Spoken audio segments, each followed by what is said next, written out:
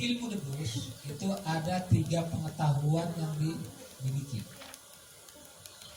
Pertama ilmu fisika, yang kedua ilmu metafisika, yang ketiga ilmu fisika, mikrofisika dan metafisika. Ilmu tubuh kita, seni bela diri, silat itu masuk kategori ilmu fisika. Metafisika di otak, mikrofisika di hati, keyakinan. Kalau otak, fisik dan keyakinan yang tadi saya sebutkan 3 unsur antara sifat malaikat, iblis dan hewan di tubuh kita, itu olahannya adalah di orang-orang yang menggeluti di dunia ilmu debus. Karena biasanya orang untuk bergelut seperti itu fisiknya harus kuat dulu. Fisiknya harus kuat. Karena metafisik. Kenapa fisik harus kuat? Harus memiliki ilmu kanuragan. Makanya orang yang memiliki ilmu kanuragan yang tinggi, olahragawan segala macam, dia hanya tinggal mengembangkan 2, mikrofisika dan metafisika, untuk menjadi orang yang sakti. Kenapa orang-orang dulu ada bertapa? Karena untuk menyatukan jiwa. Kenapa orang dulu ada meditasi? Kenapa orang dulu itu ada di Islam ada tradisi puasa mutih ini segala macam? Karena posisinya untuk menyatukan antara fisika, metafisika dan mikrofisika supaya terkontrol oleh jiwa. Supaya terkontrol oleh jiwa. Itulah kemudian orang-orang yang biasa di perguruan silat bisa memain silat, sudah cukup, dianggap cukup oleh gurunya untuk memainkan ilmu kanuragan, maka ditawarkan akan lebih lanjut untuk berdebus atau tidak. Walaupun memang debus itu adalah pengetahuan tradisional, banyak ilmu fisikanya, banyak ilmu kimianya, banyak ilmu biologinya. Kenapa ada ilmu biologi? Karena ilmu biologi memahami anatomi tubuh sehingga dianggap sakti. Padahal gurunya yang maha sakti, maha gurunya yang sakti. Kenapa?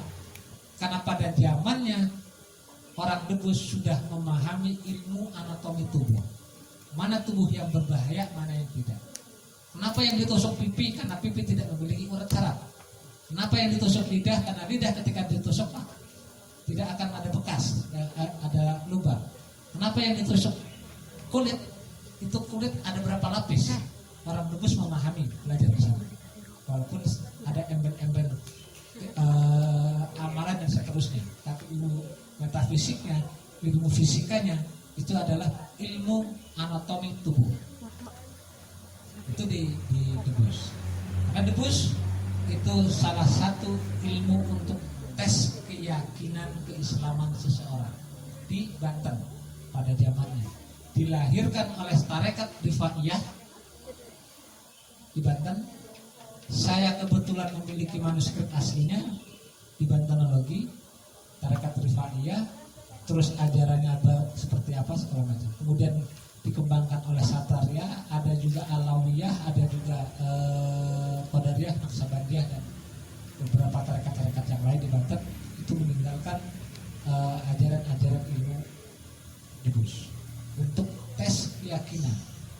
Kalau betul-betul sudah muslimnya tekad bulat untuk segala macam, makanya tes dengan Al-Madrid, tes dengan Al-Madrid.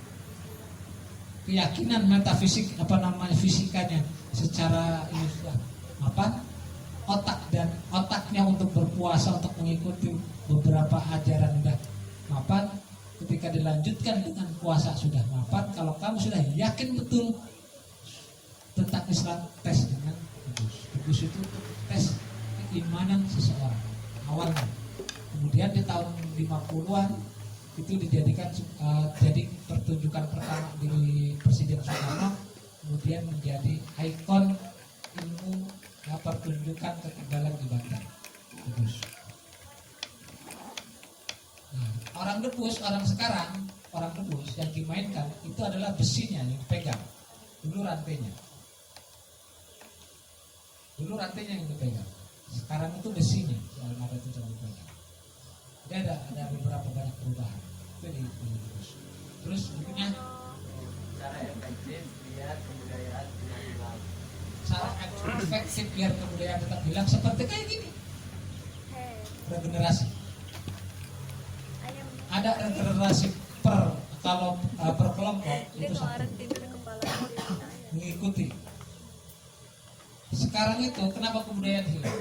Dianggap hilang karena orang tua kita, masyarakat kita itu sudah di branding oleh lingkungan, ya sudah branding oleh lingkungan bahwa itu kuno, bahwa itu tidak ada gunanya, hanya menghabis-habiskan uang, hanya itu segala macam.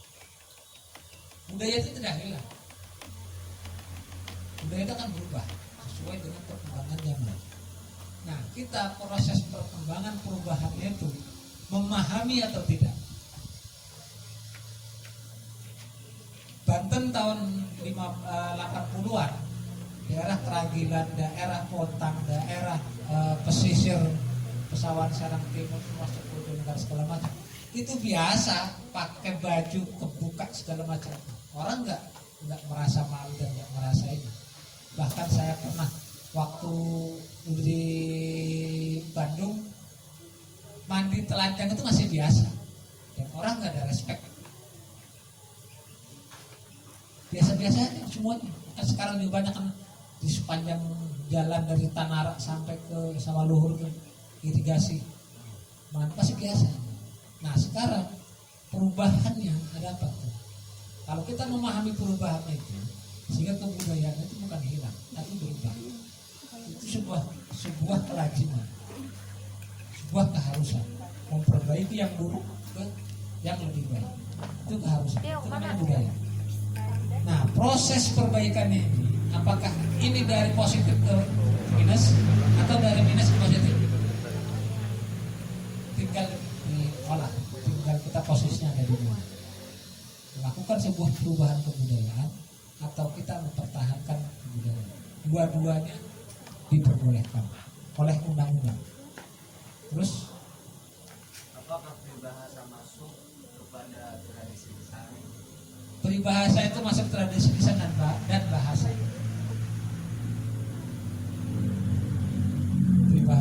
Peribahasa pantun itu masuk tradisi lisan dan masuk juga di tradisi apa namanya di bahasa. Terus udah 5. Ada lagi nggak? Lagi? Satu lagi? Yuk. Dari cowok nih. Ada lagi? Oke, kalau nggak ada, terakhir tradisi itu siapa yang mempertahankan tradisi? Tradisi itu akan mensejahterakan masyarakatnya. Siapa yang mempertahankan tradisi? Tradisi itu akan mensejahterakan masyarakatnya. Kenapa? Karena orang akan belajar dari tradisi, tradisi bisa berkembang, orang akan berkunjung ke tempat tradisi, sehingga ekonomi akan berputar di wilayah tradisi. Contoh kecil itu wilayah Baduy. Contoh kecil wilayah Baduy. Ungkapan terakhir dari Pituah dari Sultan Abdul Mafahdir, wong Banten kudu ngagagurat tapak leluhur aja sampai udan guru banjir ilmu, wong salah malah kaprah, wong bener terluka. Ingat nggak? Wong Banten kudu ngagagurat tapak leluhur, kudu ngagagurat tapak leluhur aja sampai udan guru banjir ilmu, wong salah malah kaprah, wong bener ora lumrah. Artinya orang Banten, siapapun orang yang ada di Banten, maksudnya bukan orang Banten. Orang Banten itu orang yang sudah memproklamirkan hidup di Banten dan ingin membangun Banten. Orang Banten harus orang Banten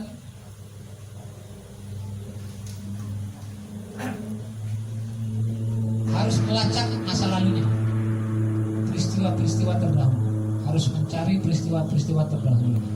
Jangan sampai hari ini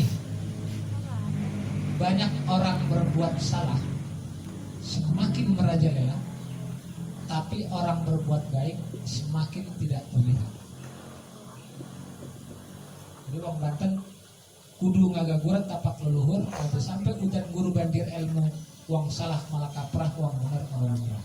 Orang Banten harus melacak masa lalu, jangan sampai terjadi orang berbuat salah semakin merajalela, sementara orang yang berbuat baik semakin tidak terlihat. Mudah-mudahan adik-adik sekalian hari ini untuk mengembalikan kejayaan Banten masa lalu abad 16-17, untuk mengedukasi ke masyarakat, kita bagian dari orang yang menyebarkan kebaikan. Mungkin seperti itu pemaparan dari saya. Mudah-mudahan tidak puas. Kalau tidak puas silahkan datang ke rumah, diskusikan lebih lanjut tentang kebudayaan, tentang seni, tentang sejarah, tentang kebantenan. Terbuka. Tapi walaupun terbuka, teman-teman KSBK pernah ada yang datang ke rumah. Walaupun terbuka di rumah saya, teman-teman KSBK jarang, bahkan nggak pernah datang ke rumah. Mungkin itu, maaf atas segala kekurangan. Assalamualaikum warahmatullahi wabarakatuh.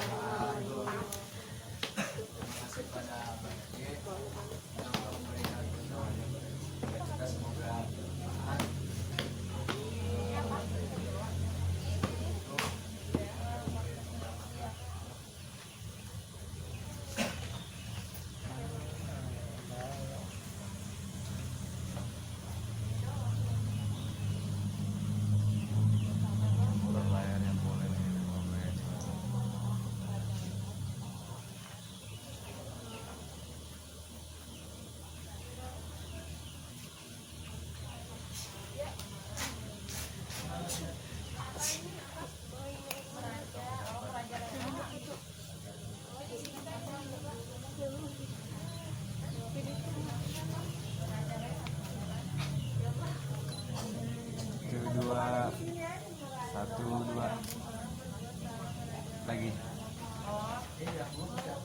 satu dua.